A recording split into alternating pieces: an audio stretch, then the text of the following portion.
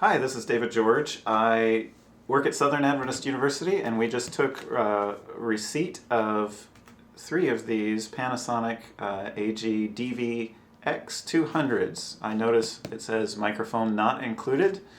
I'm just going to go ahead and open up the box and discover what's inside and take you on the trip with me. So I'm going to grab my handy X-Acto knife and open up the tape. And lo and behold, there's another box inside. So I'll set down my X-Acto so I don't poke myself. And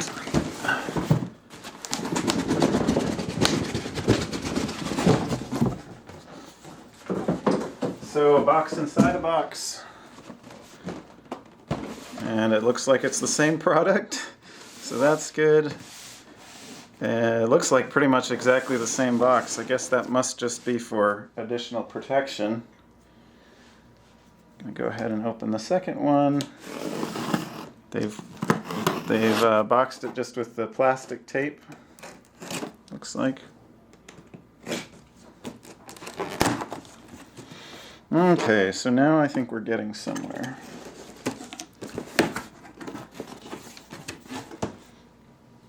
So it looks like we have a tray of accessories first up here. So I'm going to go ahead and dig into that, see what we have here. It sits into the foam at the top. And so it looks like we have a carry strap here, Panasonic carry strap. Then we have a couple of AC power cords, North American style power cords.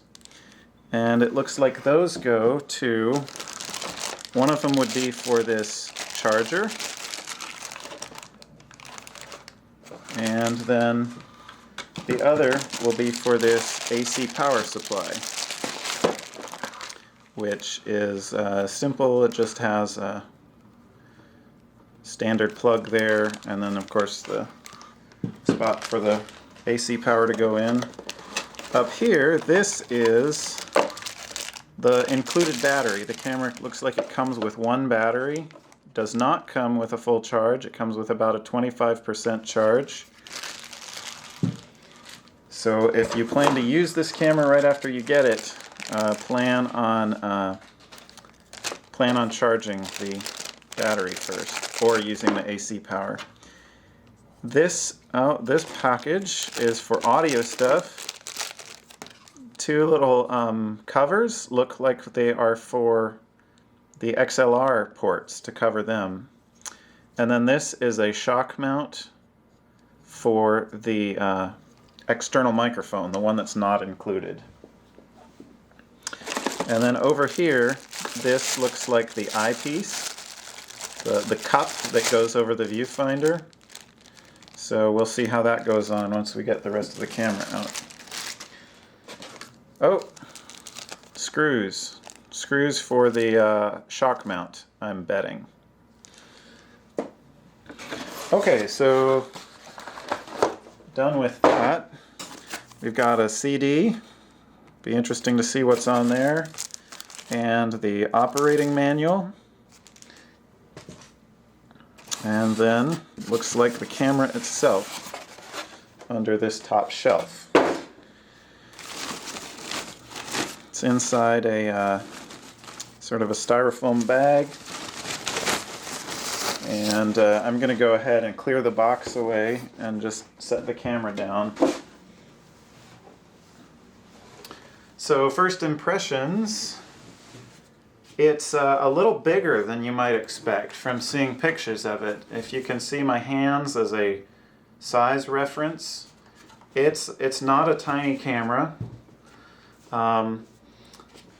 Let's see, it looks like there's a viewfinder, or rather a monitor here. Pulls out, then flips up. And before I can really do very much with it, I'm going to need to put a battery in. but I can go ahead and put on this eyepiece cup, this rubber cup, to make the viewfinder a little bit more comfortable and a little less prone to leaking light. And then it looks like the battery goes in back here. And the battery they ship with it looks like it's quite a bit smaller than what might actually fit in there. It's got a much larger opening, so I assume that's for an expanded capacity battery. Just looking around, there's a battery eject. We've got a lot of these covers, like for HDMI, for USB, and we've got dual covers over here for video out, time code, SDI, zoom and focus controllers, headphones, and the external power. Then over here, this is just like older Panasonic cameras. You have the integrated grip over here, but then on the back you have the power switch and the record button all in here.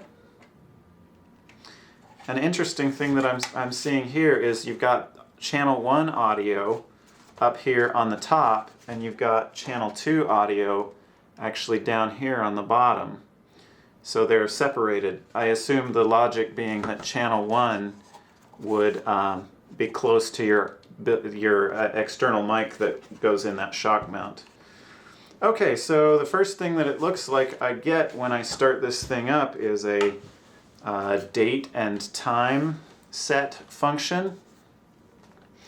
I'm going to go ahead and say no for now because I don't want to take time to do that. There's a little switch on the back of the lens hood here that opens the lens cover. So it doesn't have any kind of a lens cap. It's got this switch that you flip that reveals. And so this is a touch screen. If you pop into the menu, for example, you'll see several modes here, and you can just operate the menu from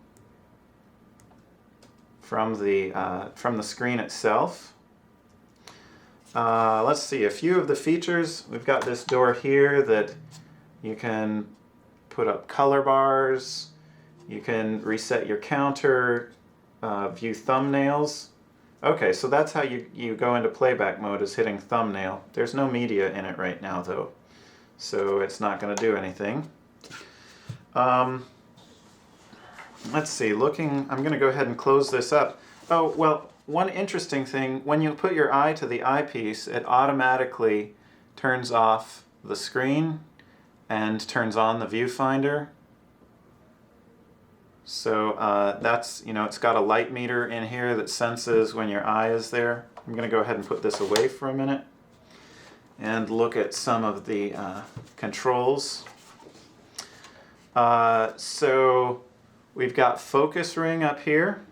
It just spins forever. It's a servo controlled focus. It's not actually connecting to linkage. And then I've got a zoom ring right here, which I can turn that to manual. I don't know if you could hear, but it was running the zoom motor.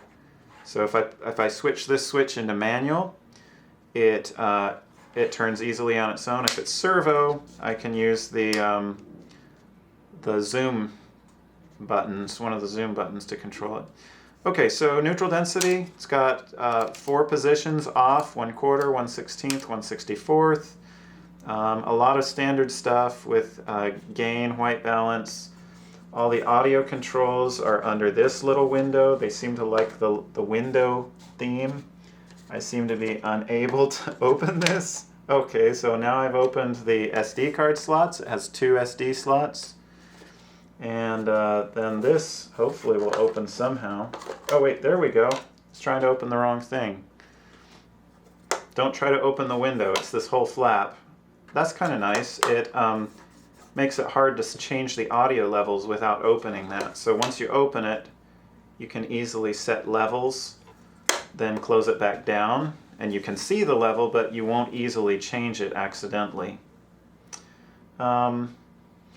So as far as first impressions, seems pretty nice. It's got this 5-axis stabilized image at the sensor, as well as image stabilization in the lens. And so it should be really good for handheld work. It's got a 13x optical zoom. It shoots in 4K, I believe up to 120 frames per second. But as far as the physical camera itself, I think that's pretty much a look at it. So if you're thinking about buying one, maybe this will give you a little insight into physically what's actually here.